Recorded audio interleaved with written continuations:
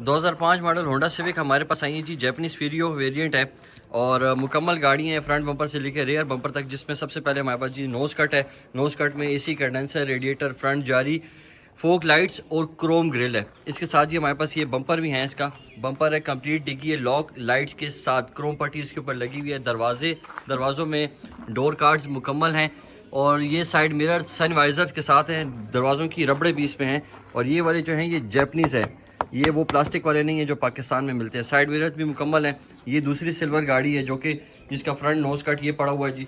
दरवाजे हमारे पास मुकम्मल हैं, सीटें इसकी साफ़ हो रही हैं जी और ये कंप्लीट इसका सेटअप हमारे पास अवेलेबल है।